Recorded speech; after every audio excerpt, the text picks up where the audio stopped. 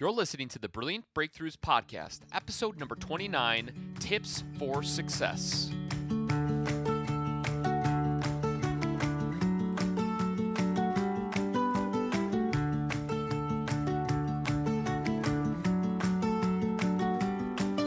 Hi, small business owners. Welcome to the Brilliant Breakthroughs Podcast, where we focus on creating brilliant breakthroughs for the small business owner. FYI, this is also the same name of the #1 Amazon best-selling book for small businesses and entrepreneurship. The good news is you can find this book in paperback form and ebook form too.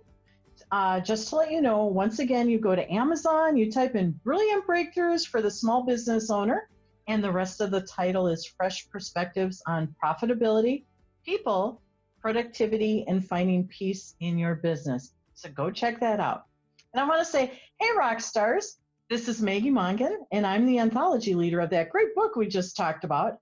And today we are honored to have Nancy Lucchesi, a #1 Amazon bestselling author, with us to talk about your business's productivity performance and how you can improve it by focusing on your dreams and your goals, as well as the magic of mobile apps.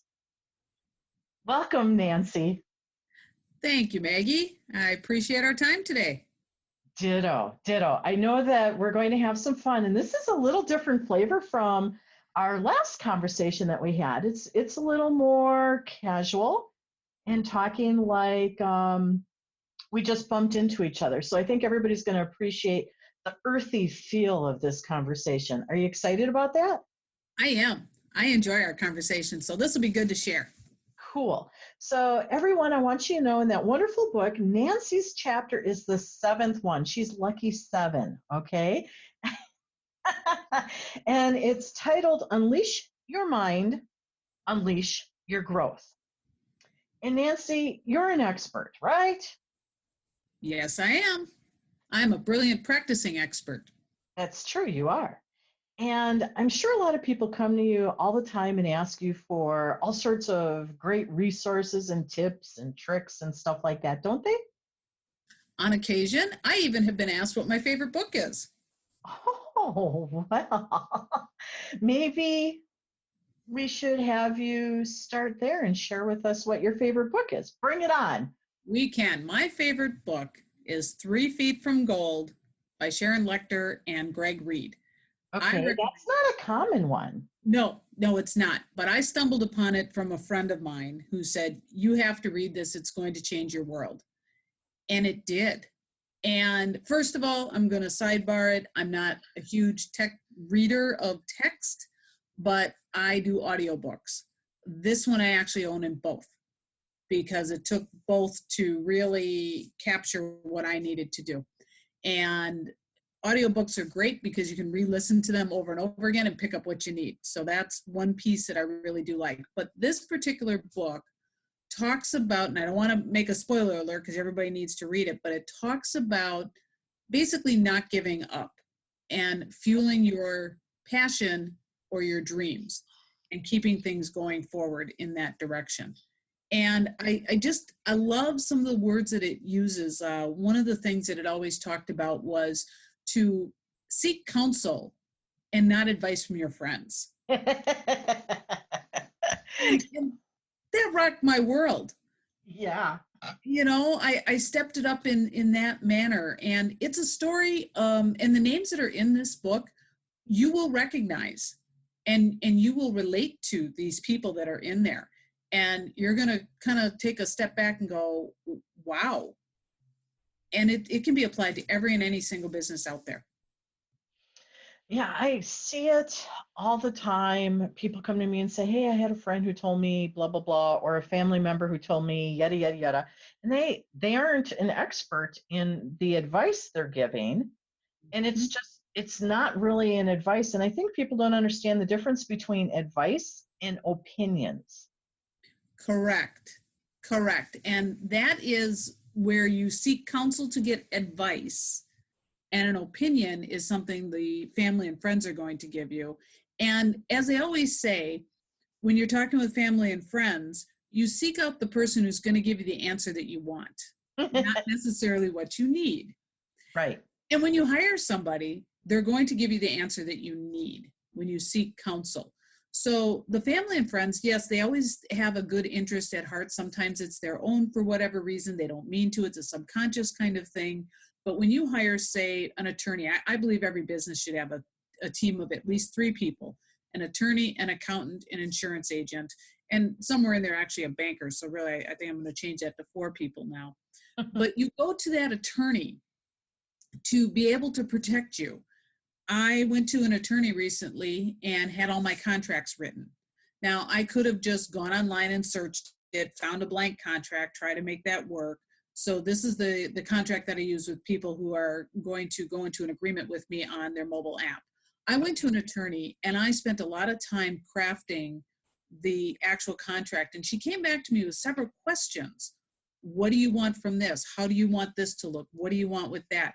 A couple of times I said, well, I'm doing this. And she goes, please don't tell me you're doing that and you're going to stop. And I was like, oh, okay. Well, I found that online. I thought that was good. She goes, no. And so it makes a lot of sense to me to seek that type of advice and counsel. And more importantly, I spent that money, or I invested that money in that task up front.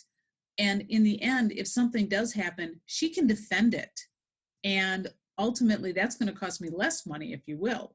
So the investment was worth it. Same thing with the accountant, same thing with the insurance agent, same thing with the banker. You need to invest in your business and in you. And it's an investment, not an expense. I completely agree. I see it all the time where everybody's trying to be on the cheap and it doesn't serve them. And they end up spending more money somewhere, and it's usually not so far down the road like they think it would be. Right. So good advice. How do you like that? Thank you. Okay, so favorite book, got it Yep. covered. Yep. What's your next tip? One of the other things that I would highly recommend is to do investing in yourself. Mm-hmm. You need to balance what you do, and you need to be able to make an investment. So one of the things that I've done is I actually hired a business coach. And that coach, it's like anything. If you look at a football team, you can have all the talent in the world, but a coach needs to mold that talent. And in my case, the coach helped me really craft my message, helped me craft my delivery, helped me put together the entire marketing package, which is me. And my business has just turned around because I have clarity, I have focus, and I know where I'm going with this. And it's not just about sitting down and writing down a goal saying, I want to sell X amount of dollars by the end of this year. No, it's not that at all. Okay. No. And it's about, what are you doing today to achieve that? So every little thing that we do compiles up. It's kind of like a coffee pot that 1 or 2 drips is nothing, but by the end of 10, not even 5 minutes, the pot is full of little drips. And that's like our time. Our time can all of a sudden, you look up at the clock, you're like, oh my gosh. So hiring a coach is something that I think is vital. Okay, so that's an essential part of the support team that you talk about, right? Correct. And the support team is more than just, your family supports you or your friends support you. You need business support. You need to surround yourself. Like, I take my networking very, very seriously. And I don't just join any kind of a networking group because, oh my gosh, I might get a piece of business and a leads. I know who my ideal client is, and I know where I can find them, but I need the other business support. I look for groups that will offer some mastermind where you can sit down one day and put it out there and say, okay, I'm having this problem. And other people can rifle at you and say, try this, try this, try this. And all you have to do is just sit back and listen. And then you can discern what you want to use in that group and what you don't. And on the flip side, you get to give advice as well. And sometimes I learn some of the most profound things that come out of my mouth and I didn't even realize that it was in there. And listening to other people's issues, all of a sudden I go, oh my gosh, I have that too, and I can learn from it. So I surround myself with learning type activities and growth activities. So my support team is not just about going to some place and exchanging a bunch of business cards. Big deal. It's about what can I learn from this and how can I grow and improve my business.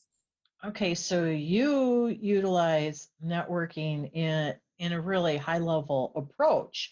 Most people go to shake hands, change cards out with one another, and maybe book a coffee or a lunch, something like that. And it just sort of fizzles out there if it even gets that far. Whereas you're strategically looking where your customers are, or who knows your customers, who has strong relationships with your customers, and a learning environment is essential. Correct.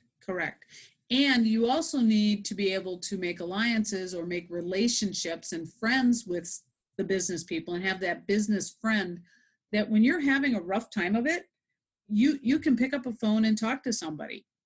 Or you have a very good success, you can call up somebody and share it that's going to appreciate it. Because sometimes coming home and sharing it with your spouse, as wonderful as that is, it's not the same level.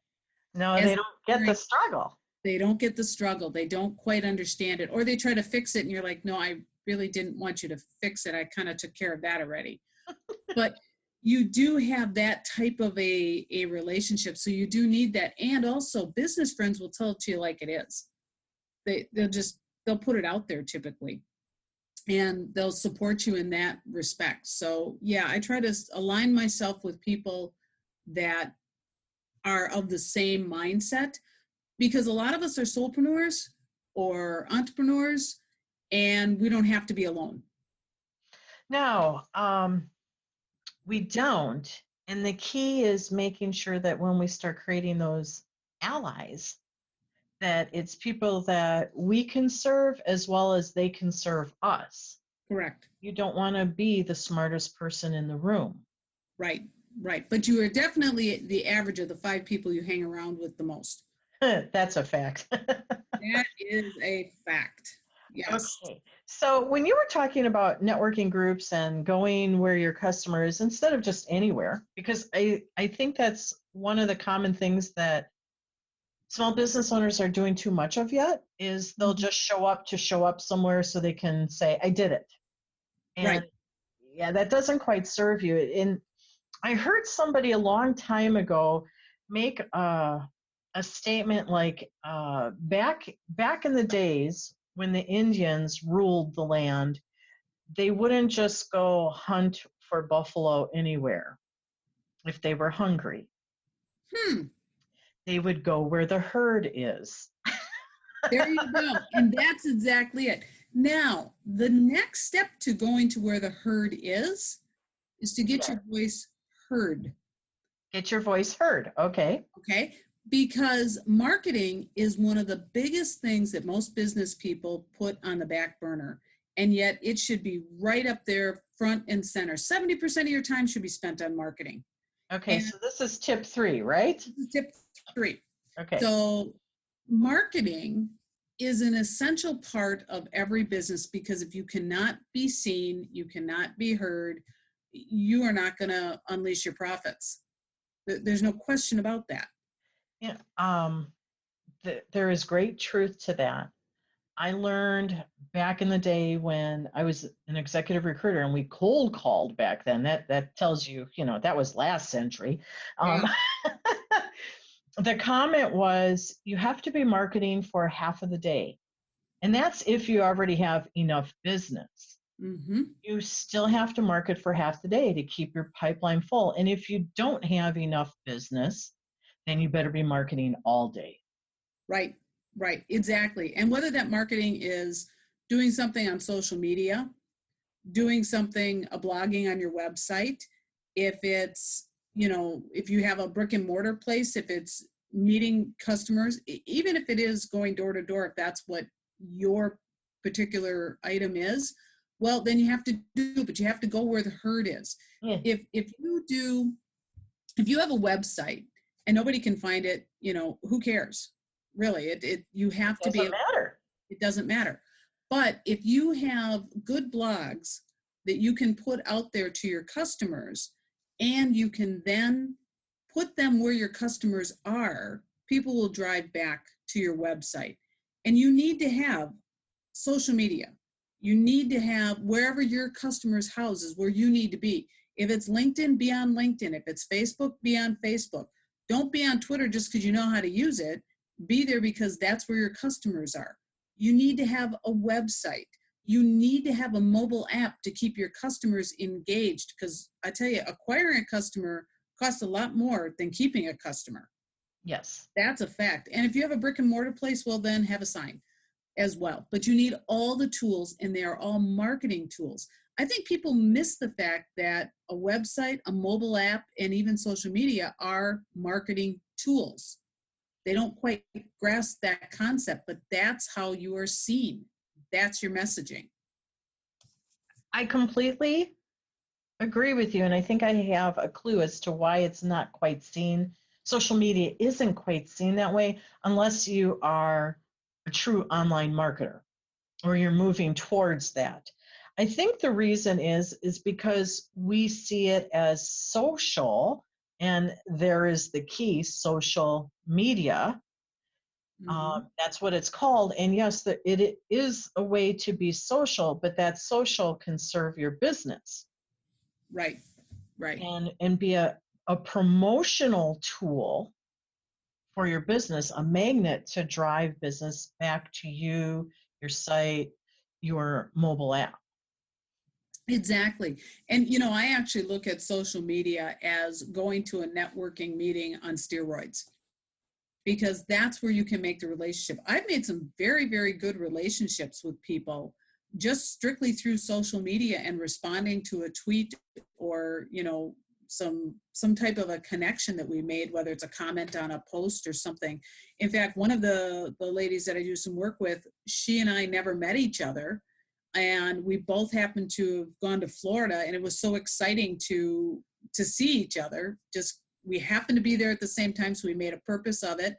And now we're very good friends, and all because of social media. So, and we have a business alliance as well. Good. So I think one of the things that happens when people go to social media, small business owners in particular, is they get sucked into the social side of being human versus the promotional side of being a business owner. Correct. You have to balance it. You want people to know that you're human, but you also want them to be educated. That's what it really is. It's marketing is really educating them on things that they need to know. I personally do not care for cold calling, and I don't know of many people who do. There's some, but I am not one of them. I would much rather have people come to my site and say, I want to buy your product, instead of me saying, hey, do you want a mobile app? Do you want a mobile app? Do you want a mobile app? I would much rather have them come and say, I need a mobile app. Can you help me? Because they're ready. They get it. They understand. Social media is that draw to say, here's everything you need to know about a mobile app. It's all out there. Read whatever articles you want. Take a look at everything. Come back to the posts that I have that lead to my website that will lead people to buying. That's what you have to do. Yeah. And be social and be promotional. Mm-hmm. But when you go do work, stay in your work mode, come out of it, and then go do your social whenever you're not on work time. Correct. Because people will work with you only if they know, like, and trust you.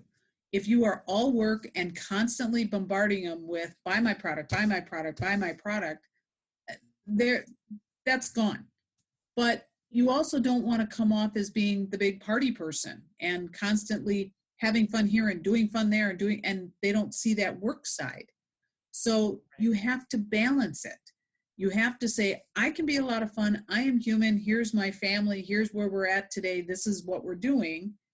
And I also sell mobile apps, and here's some educating material about that. And here's some items that you need for that. So you have to balance it. Now, early on, I ran across a social media expert, and he said, you can literally do all of your online promotional activities in 20 minutes or less every day. I And I agree. took that challenge on. It was hard because you don't go get social and look at all the cute things that you would normally do or what your friends are up to. It's like, no, I'm going in and I'm doing business. And he said, if you would do that for 20 minutes every day, that's in 5 days, that's 100 minutes. He said, that's more Mhm. than an hour and a half. And when most people go to do social, they get lost for over an hour and a half on the social side instead of ever doing anything business. So I found that really fascinating, and I took the challenge on, and it takes discipline, but it can be done. It does. And think of it like you have to do a specific task in a certain time, Yes. and then you'll get it done.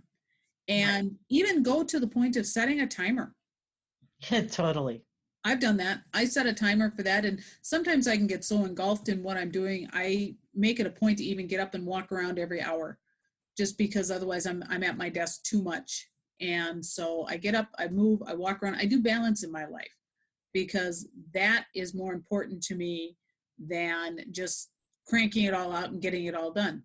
It'll get done. Everything gets done. But it's Right. about having balance. Okay, so invest in your marketing Mm-hmm. sooner than later. That's what you didn't say, but I know that's what you're saying. Yes, yes. Right out of the gate, invest in marketing, whether it's your own sweat equity that you sit there for 20 minutes. I like that. And I am definitely going to take that challenge because I agree with it. And do something in marketing because if you don't have clients, that's why. Yeah. They don't know you're there. Right. Right. And we're very fortunate today because we have platforms to play on. We just have to show up, Right, whereas that wasn't there 10 years ago. right. Exactly. Exactly. So, and invest some time in you. Invest some time reading books, meeting with a coach. You are your best ROI. And as soon as I started investing in me, then things started to happen. And after I do love the book 3 Feet from Gold, that is one of my favorites. But then it also led me to another one, which is called You Are a Badass by Jennifer Sincero. And, you know, I listened to that and I was like, wow. So take the time to invest in yourself. If you drive around in the car, get audiobooks because at one time I heard somebody say something really good. Garbage in, garbage stays. So be careful what you're putting in. Yeah, yeah. And the more you invest in yourself, depending upon what you do, the more you may be able to charge your customers because you're offering a better service of greater value, thus better.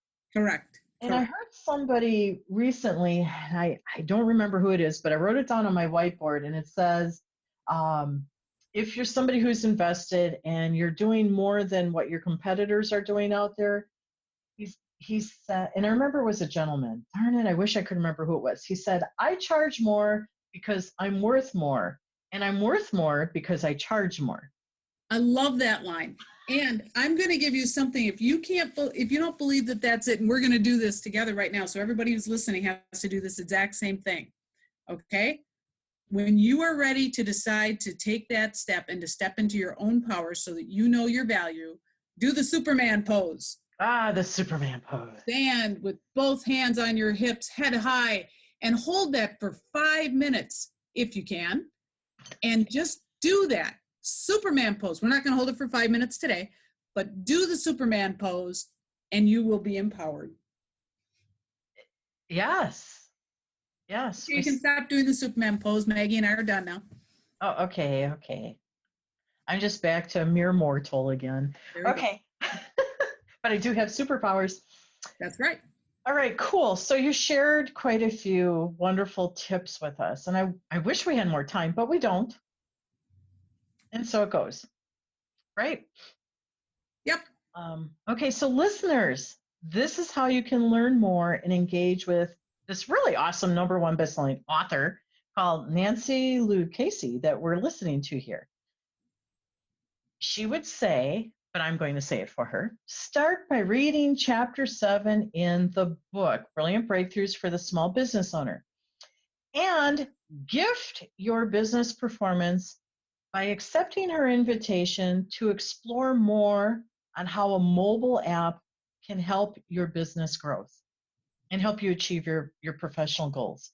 And she's offering you that opportunity to have a conversation with her on her author's page at the end of the chapter. So if you read the chapter and then you see the invitation and you're ready to learn a little bit more, reach out. Don't wait.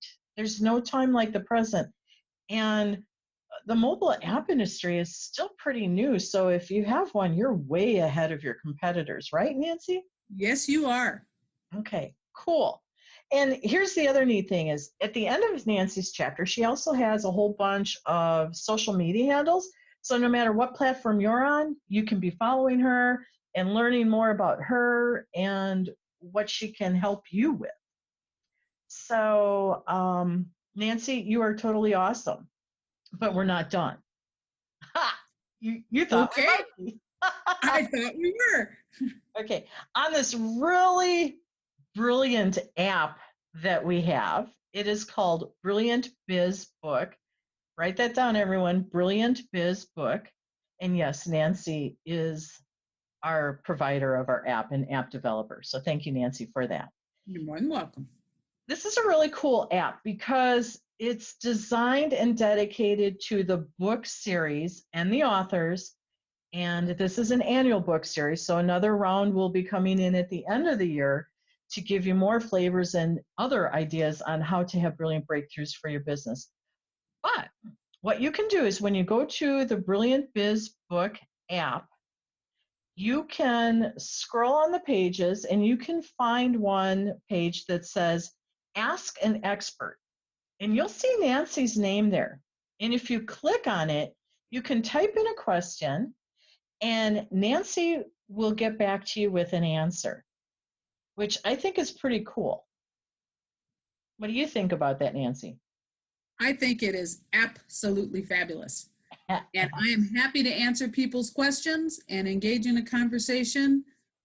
Please, I'm very, very approachable. So reach out. Yeah, she is. And she's pretty cool too. So that's a really great bonus that you have right out of the gate. Brilliant Biz Book. We have all our podcasts listed there, all our blogs, the events of all of the authors, and there's even bios there and a link for you to go click and buy the book. So it's almost like a one-stop shop for you. Don't forget the events where the authors are. Yeah, we have all sorts of cool stuff hanging out there. So Nancy, I really want to thank you for your time and your wisdom sharing today. Well, thank you, Maggie. I had fun talking to you today. Yeah, wasn't this fun being a little more casual? I like the format. Very good. Cool. And listeners, we appreciate you listening to the different ways you can have brilliant breakthroughs. This is a podcast that's designed for you. So go back and listen to the other episodes. You'll be blown away at what type of wisdom there is there that's practical. It's not just theory, there's tactics in there as well. And we're here to help you create more brilliant breakthroughs for your small business. So have some fun with it and shine brightly until next week.